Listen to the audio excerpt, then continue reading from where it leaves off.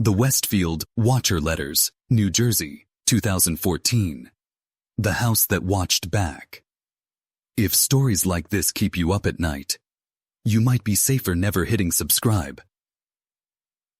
The first letter arrived 3 days after the Broaddus family moved into their dream home on 657 Boulevard in Westfield, New Jersey. It looked ordinary. White envelope, neat handwriting, no return address.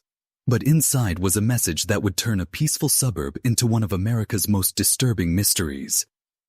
Dearest new neighbor at 657 Boulevard, it began. Allow me to welcome you to the neighborhood. My grandfather watched the house in the 1920s. My father watched it in the 1960s.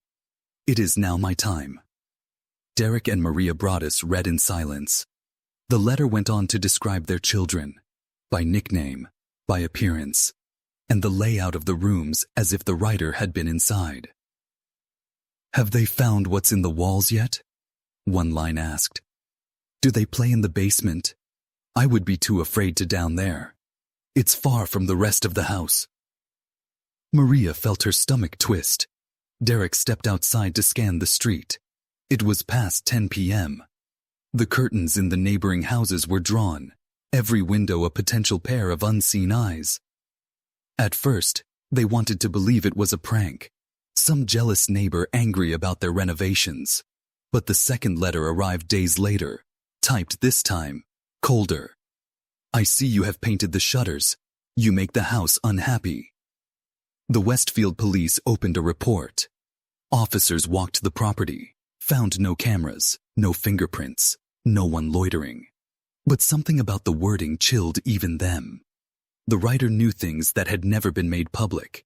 The exact ages of the children, the furniture colors, the new porch light Derek had installed only that week. Neighbors began whispering about 657 Boulevard, about headlights idling in the night, about a tall figure, re-glimpsed between hedges. The Broadduses tried to sleep, but the silence outside had changed. Every creak of wood, every wind-shaken branch sounded like someone listening back.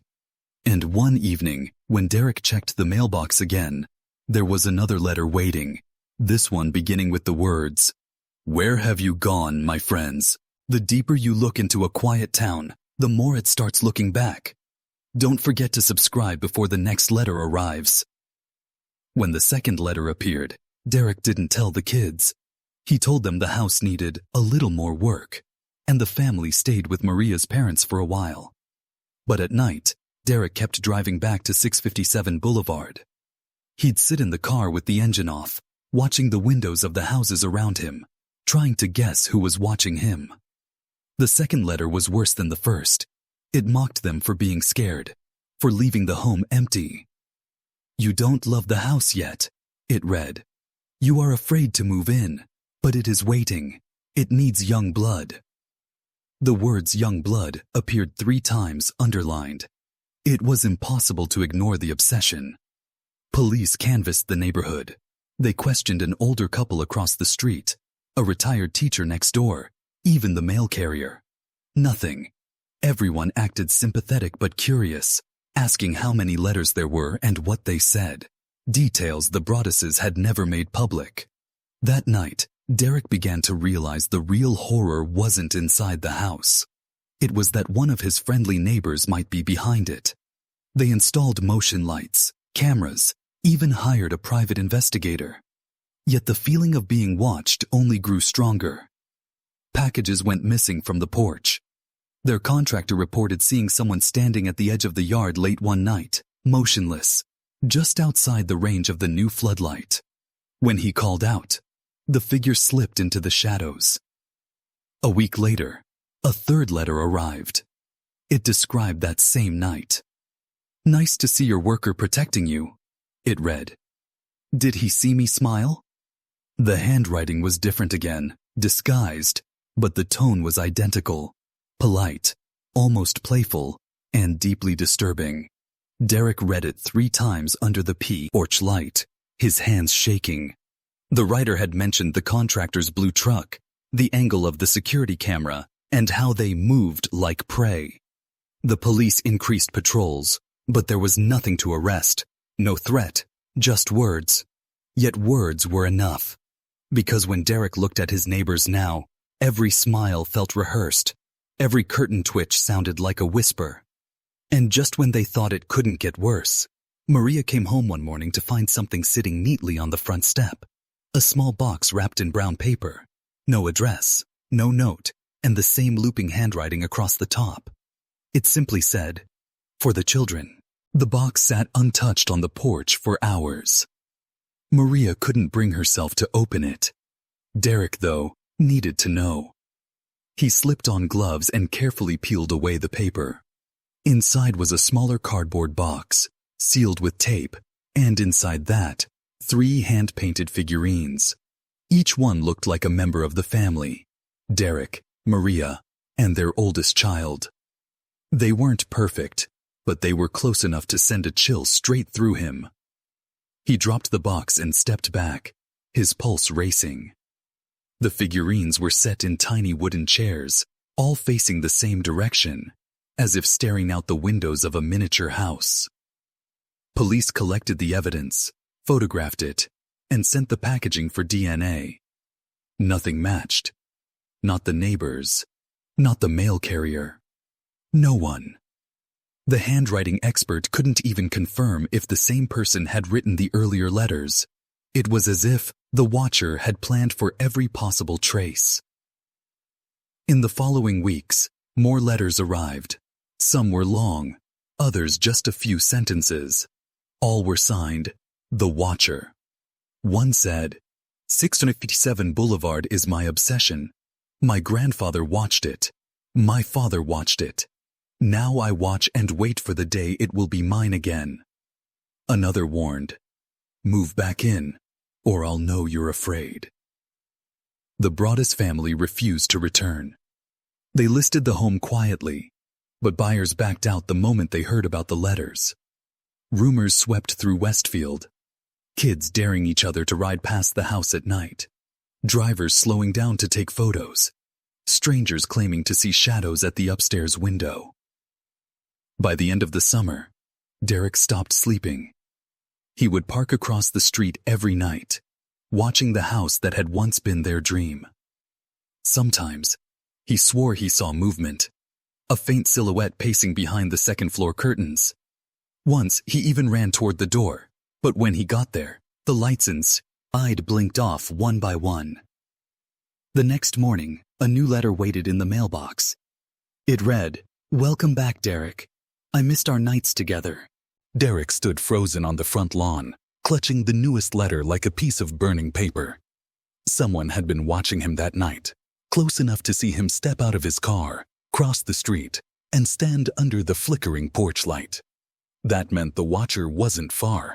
They were right there, hidden among the same quiet homes with trimmed lawns and mailboxes, lined in perfect symmetry.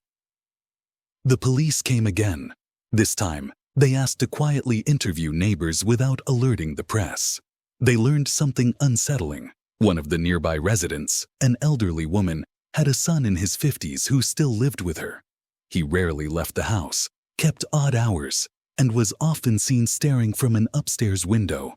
When officers questioned him, he claimed to know nothing, and his mother said the letters were just neighborhood gossip. No evidence linked him, but Derek couldn't shake the feeling he'd met those same eyes before. Maria's nerves began to break. She couldn't let her children play outside.